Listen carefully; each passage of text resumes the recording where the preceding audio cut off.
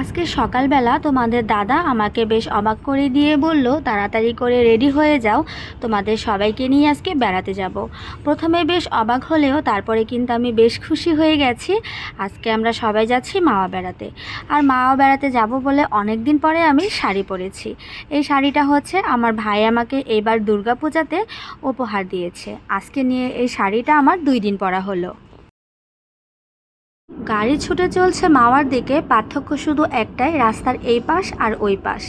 রাস্তার ওই পাশটা হচ্ছে আমাদের বাড়ির দিকের রাস্তা, এটা হচ্ছে পোস্তগোলা ব্রিজের উপরে আছি। আর এই পাশটা দিয়ে আমরা হচ্ছে মাওয়া যাচ্ছি। তো বাড়ির রাস্তাটা তাকিয়ে তাকিয়ে দেখছিলাম, আর ভেতরটা কেমন হু হু করে উঠছিল। গাড়ি ছুটে চলছে মাওয়া রোডের দিকে, আর আস্তে আস্তে আমরা বাড়ির পথটা পাশ কাটিয়ে ঢুকে গেলাম সোজা মাওয়া রোডের দিকে। আর গ্রামের দিকে কিন্তু বেশ ভালো ঠান্ডা ঠান্ডা পড়েছে। ঢাকাতে আছে তেমন একটা ঠান্ডা ঠান্ডা এখনও বুঝতে পারি না, রাতের বেলা বা দিনের বেলা সবসময়ই এখনও ফ্যান ছেড়ে রাখতে হয়। তো আস্তে আস্তে সবুজের দিকে ঢুকে যাচ্ছি, মানে গ্রামীণ পথ ধরে এখন আমরা সোজা চলে যাচ্ছি মাওয়ার দিকে।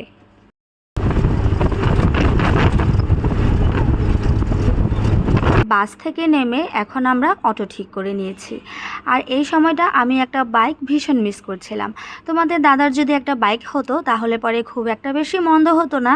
এরকম রাস্তা ভেঙে ভেঙে যাওয়ার চাইতে একবারে নিজস্ব কোনো গাড়ি থাকলে পরে কোথাও যেতে কিন্তু অনেক বেশি সুবিধা হয়। তারপরও সাধ্যের মধ্যে সবটুকু সুখ পেতে চাই বলেই হয়তোবা এত অল্পতেই আমি অনেক বেশি খুশি হয়ে যাই। আর আমার খুশি দেখে তোমাদের দাদাও অনেক বেশি খুশি হয়। তো দেখতে দেখতে আমরা চলে এলাম মাওয়া ঘাটে। এখন হচ্ছে আর 2 মিনিট আমাদের বাকি আছে। আর 2 মিনিট পথ হাঁটলেই সামনে বিশাল বড় পদ্মা নদী। এর আগেও আমার মাওয়া ঘাটে আরও যাওয়া হয়েছিল 3 থেকে 4 বার। আর তোমাদের দাদার সাথে এইবার নিয়ে যাওয়া হয়েছে আমার আরও 2 বার।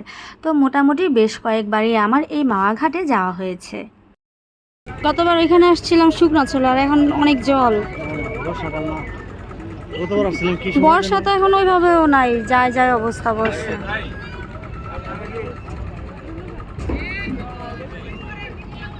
বর্ষাকাল শেষ হয়ে গেছে আরও অনেক আগেই। বেশ কিছুদিন আগে বন্যা হলেও এখন কিন্তু নদীতে তেমন একটা বেশি জল নেই। আমরা যেই সময়টা মাওয়া গিয়ে পৌঁছেছি সেই সময়টা কিন্তু একটা দারুণ সময় ছিল। এই পশ্চিম আকাশে সূর্য মাত্রই অস্ত গেছে। আমাদের ঘুরে দেখার মতো এখনও হাতে 1 ঘন্টার মতো সময় আছে।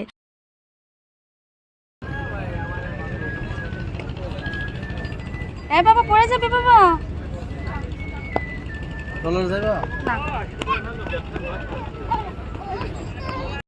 পদ্মা নদীর তীরে পদ্মা নদীর জলে এভাবে আছড়ে পড়ার দৃশ্যটা কিন্তু বেশ ভালো লাগলো। দূরে সারি সারি যে ট্রলারগুলো দাঁড়িয়ে আছে, এই ট্রলারগুলোতে উঠলে পরে পদ্মা নদীতে একটু ঘুরে আসা যায়। প্রত্যেকটা সিট ভাড়া হচ্ছে 100 টাকা করে। খুব একটা বেশি দূরে যাবে না ওরা, দূরে দেখা যাচ্ছে পদ্মা ব্রিজ। ওই পদ্মা ব্রিজটা পর্যন্ত ঘুরিয়ে নিয়ে আবার উল্টো ব্যাক করে ওরা চলে আসবে। উৎস তো এখানে নদীর বালিতে একদম পা পুরো মেখে ফেলেছে। মোট কথা হলো আমার উৎস সব থেকে বেশি মজা করছে। আর উৎসকে যেইখানে নিয়ে যাওয়া হোক না কেন, ও কিন্তু সব পরিবেশের সাথেই নিজেকে একদম খাপ খাইয়ে ফেলে। নদীর পাড়ে ঘুরতে এসেছে, যদি নদীর একটু বালি পায়েই না লাগাতে পারে তাহলে কি সেটা হয় বলো? নদীর জলে হাত বা পাও ভিজানোর কোনো উপায় নেই বললেই চলে। আসলে মাওয়া ঘাট নাম হলেও এই মাওয়া ঘাটে কিন্তু কোনো ঘাট খুঁজে পাওয়া যাবে না। বেলা যেহেতু এখন পড়ে গেছে আর অল্প কিছুক্ষণই বাকি আছে সন্ধ্যা হওয়ার, আস্তে আস্তে কিন্তু ভিড়টাও বাড়ছে। আমরা যখন গিয়েছিলাম এত একটা বেশি ভিড় ছিল না, এই 15 মিনিটের মধ্যে প্রচুর ভিড় হয়ে গেল। এই জায়গাটাকে বলা যেতে পারে ছোটোখাটো একটা পর্যটন কেন্দ্র। তো আশেপাশের স্থানীয় লোকজন ছাড়াও অনেক দূর দূর থেকে লোকজন এসেছে এই পদ্মা নদীকে অনেক কাছ থেকে দেখার জন্য। যদিও চাইলে আরও অন্য জায়গা থেকেও পদ্মা নদীকে অনেক কাছ থেকে দেখা যায়, কিন্তু মাওয়া ঘাটের ইলিশ যেহেতু নাম করা, তাই এই ঘাটের সেই ইলিশকে কেন্দ্র করে মোটামুটি কিন্তু ভিড় একটু বেশি। আর আস্তে আস্তে বেলাও পড়ে যাচ্ছে, চারিদিকে কিন্তু এখন দিনের সেই আলোটা অনেকটাই কমে গেছে। মোটামুটি সন্ধ্যা আর দিনের মাঝামাঝি সময়টা যেটাকে বলে গোধূলি লগ্ন। অনেকক্ষণ পর্যন্ত পদ্মা নদীর পাড়ে দাঁড়িয়ে দাঁড়িয়ে পদ্মাকে দেখলাম আর মনে মনে একটু আফসোস করছিলাম, একটু যদি হাত পা বা একটু যদি মুখটা ধোয়া যেত তাহলে আশাটা মনে হয় সার্থক হয়ে যেত। সেটা তো আর সম্ভব হয়নি। এখন আশপাশটা ঘুরে ঘুরে দোকানপাট সব দেখছিলাম। আমার উৎস তো খেলনা দেখে ওর জাস্ট মাথা খারাপ হয়ে যাচ্ছিল, ও এইটা কিনবে না ওইটা কিনবে বুঝে পাচ্ছিল না। ছোট ছোট বাচ্চাদের নিয়ে কোথাও বেড়াতে গেলে এত এত খেলনার দোকান থাকাটা কিন্তু আমার কাছে মনে হয় মা বাবাদের জন্য বেশ বিরক্তিকর। ছোট ছোট বাচ্চারা ওরা তো সেভাবে অনেক কিছু বোঝে না, এটা ধরতে চায় ওইটা ধরতে চায়। তো সব মানুষ তো এক না, আর সব দোকানদারও একরকম না। কেউ হয়তো বাচ্চারা কোনো কিছু হাত দিয়ে ধরলে পরে কোনো কিছু মনে করে না ঠিকই, আবার কোনো কোনো দোকানদার বেশ বিরক্ত হয়, যেটা নাকি তাদের মা বাবারা না চাইলেও একটু হলেও শুনতে হয় বা সহ্য করতে হয়। শুধু বাচ্চাদের খেলনার দোকান নয়, সে সাথে আছে মেয়েদের অনেক কসমেটিক্সের জিনিসও। আর হচ্ছে এই পাশে এই দোকানটা আমার বেশ ভালো লাগলো। এগুলো হচ্ছে বেত শিল্প বা কুটির শিল্প, মোটামুটি ঘরের প্রয়োজনীয় অনেক কিছুই এই দোকানে বিক্রি করছে। এই দোকানটা আমার কাছে বেশ নতুনত্ব কিছু মনে হলো। আচ্ছা, শাড়ি পরে আমাকে কেমন লাগছে বলো তো? তোমাদের দাদা কিন্তু শাড়ি পরলে পরে সে ভীষণ খুশি হয়। আজকে অনেক দিন পরেই তোমাদের দাদা যেহেতু আমাকে বেড়াতে নিয়ে এসে বেশ অবাক করে দিয়েছে, তাই তোমাদের দাদাকেও আমি আজকে হঠাৎ করে শাড়ি পরে বেশ অবাক করে দিয়েছি। আমি শাড়ি পরার পরে তোমাদের দাদা কিন্তু বেশ খুশি হয়েছে। আর এখন আমি পুরো নদীর পাড়টা ঘুরে ঘুরে দেখছিলাম, আর এদিকে না প্রচুর খাওয়ার দোকান আছে। হাতে হাতে যখন পা ব্যথা হয়ে যাবে বা একটু আর দাঁড়িয়ে থাকতে ইচ্ছে করবে না, তখন কিন্তু বসার মতো বেশ ভালো ব্যবস্থা আছে। আর এরই মধ্যে বেশ সন্ধ্যাও হয়ে গেছে। এই এতক্ষণ পরে বোঝা যাচ্ছে যে সন্ধ্যা নেমেছে। পশ্চিম দিকটা পুরো লাল হয়ে গেছে। এতক্ষণ তো তোমাদের আমি দিনের বেলা পদ্মা নদীকে দেখালাম, এখন তোমরা দেখছো সন্ধ্যার পদ্মা নদী। দেখতে কিন্তু খুব একটা বেশি খারাপ লাগছিল না, কিন্তু আমার কাছে ভালো লাগছিল না, জানো তো। এত পরিমাণে ভিড় ছিল, কোথাও একটু নিরিবিলি চুপ করে দাঁড়িয়ে থাকতে পারতাম আর এই সৌন্দর্যটাকে উপভোগ করতে পারতাম, তাহলে অনেক বেশি ভালো লাগতো। তো যাই হোক, এখনও কিন্তু এত লোক আর ভিড় সন্ধ্যার পরে আরও বেশি বেড়ে গেছে। আসলে এইখানে প্রাকৃতিক সৌন্দর্য বলতে এখন আর তেমন কোনো কিছু নেই, পুরোটাই হয়ে গেছে আর্টিফিশিয়াল। আর যতটুকু বাকি আছে অতটুকু আর থাকবে না, সেটা খুব ভালো মতোই বোঝা যাচ্ছে। এই পদ্মা নদীর পাশে মাওয়া ঘাট, আর এই মাওয়া ঘাট তেমন একটা দেখার মতো সুন্দর কিছু না থাকা সত্ত্বেও কেন এত নাম করা এই জায়গাটা জানো? তার পেছনে একটা কারণ হচ্ছে শুধুমাত্র ইলিশ মাছ আর ইলিশ মাছের লেজ ভর্তা। এবার কিন্তু আমরা গিয়ে দেখছি আগের চাইতেও খাবারের হোটেল অনেক বেশি হয়েছে। তবে বড় বড় যে খাবারের হোটেলগুলো ছিল সেগুলোর চাইতে ছোট ছোট যে হোটেলগুলো আছে সেগুলোতে কিন্তু মোটামুটি খাওয়া দাওয়া করার লোক একটু বেশি। আর ইলিশ মাছের পাশাপাশি রয়েছে আরও অনেক ভ্যারাইটিস মাছ। তো সারাদিন আমার তেমন কোনো কিছুই খাওয়া হয়নি, শুধু আমার না, আমাদের কারোরই সারাদিন তেমন কোনো কিছুই খাওয়া হয়নি।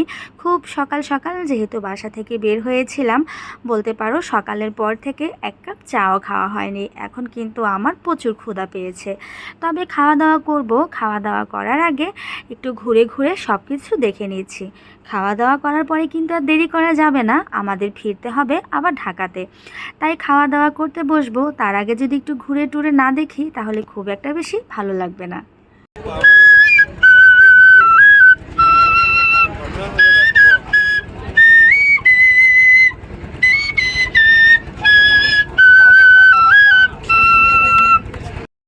কাছেই অত সুন্দর পদ্মা নদী, আর সামনেই বাজছে বাঁশির সুর।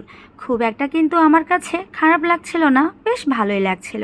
কিন্তু ভালো লাগাটা বেশিক্ষণ কাজ করেনি, জানো তো, প্রচুর ক্ষুধা লেগেছিল। আসলে সারাদিন তেমন কিছু খাওয়া হয়নি তো। তোমাদের দাদাকে বললাম চলো এবার আমরা কিছু একটা খেয়ে নেই। তোমাদের দাদা এখানে হোটেলে এসেছে আর বেশ কিছু খাবার অর্ডার দিয়েছে। একে তো লেগে গেছে প্রচুর ক্ষুধা, তার উপরে যদি এরকম থালা ভর্তি করে সুন্দর সুন্দর সাজিয়ে রাখে নানান রকমের মুখরোচক সব ভর্তা, তাহলে কি আর না অর্ডার দিয়ে পারা যায় বলো? তো দাম যাই হোক সেটা কোনো বিষয় না, গরম ভাতের সাথে কিন্তু ভর্তা ভাত আমার ভীষণ পছন্দের খাবার। আর বাঙালি বলে কথা, এরকম ঝাল ঝাল ভর্তা ভাত পেলে কিন্তু আর কিচ্ছু লাগে না, মোটামুটি গরম ভাতের সাথে এক থালা ভাত খেয়ে নেওয়া যায়।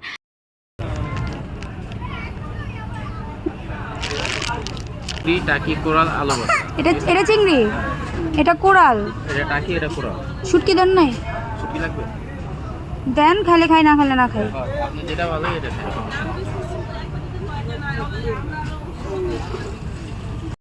অর্ডার দিয়ে অল্প কিছুক্ষণ বসেছিলাম, এখন হচ্ছে আমাদের খাবারগুলো সব চলে এসেছে।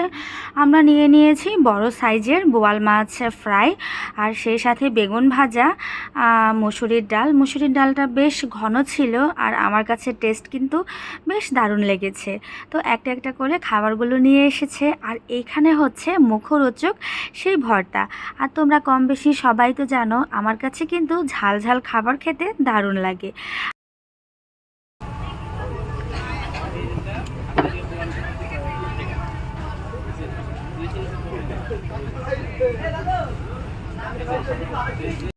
এই এতক্ষণ পরে সবাই খেতে বসেছি। আসলে এত পরিমাণে ক্ষুধা পেয়েছিল যে খাবারগুলো প্রত্যেকটাই লেগেছে অনেক বেশি স্বাদ।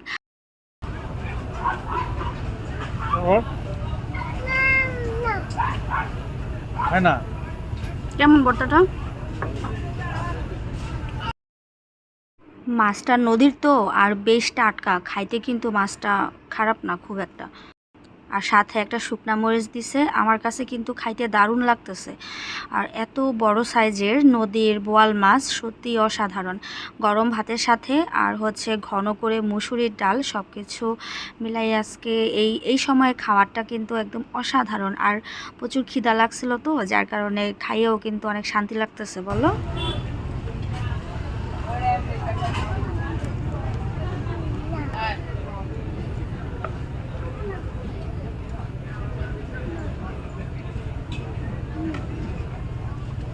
কি করতেছো তুমি?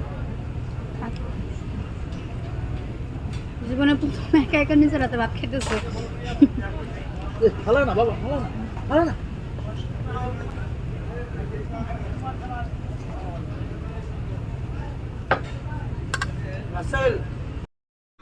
আমাদের নিজেদের খাওয়া দাওয়া কমপ্লিট, কিন্তু উৎস এখনও পর্যন্ত কিছু খায়নি। ওকে ভাত থালা ভরে দিয়েছিলাম ঠিকই, ও একটা ভাতও খায়নি। এখন আবার উৎসকে ভাত খাইয়ে দিচ্ছি। ও সেই বাড়ির মতোই একটু করে খাচ্ছে, আর পুরো বাড়ি যেভাবে দৌড়ায় এখানেও ঠিক তাই, একটু করে খাচ্ছে আর পুরো রেস্টুরেন্ট দৌড়াচ্ছে। তো যাই হোক, আকাম টাকাম বাবা যাই করো, ঠিকঠাক পেটটা ভরে খেলেই আমার শান্তি। এখন ছেলেকে এখানে আস্তে আস্তে করে ভাত খাইয়ে দিচ্ছি।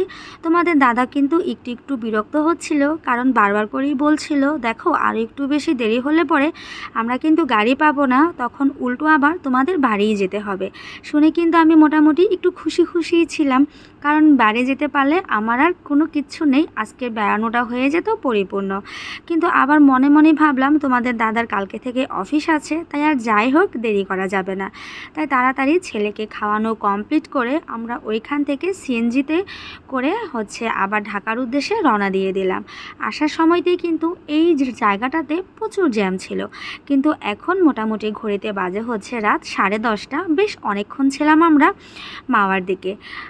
মাওয়া থেকে আস্তে আস্তে যেহেতু অনেক রাত হয়ে গেছে, তাই রাস্তাটাও বেশ ফাঁকা আর বেশ ভালো লাগছিল। এরকম নিরিবিলি রাস্তাতে সিএনজি দিয়ে যাচ্ছি, খুব একটা কিন্তু খারাপ লাগছিল না। আর বেড়াতে এসেছি, বেড়ালাম, এত সুন্দর সময় পার করলাম, খারাপ লাগার তো কোনো প্রশ্নই আসে না। সব কিছু মিলিয়ে আজকের সারাটা দিন কিন্তু আমার অসাধারণ গেল।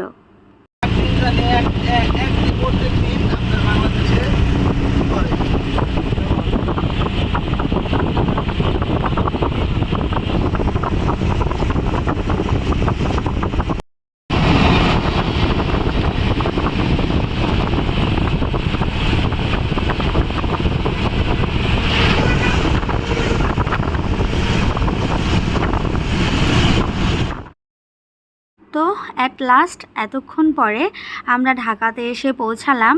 সিএনজি থেকে নেমে এখন একটা রিক্সা করে নিয়েছি, রিক্সায় করে সোজা চলে যাব বাসায়।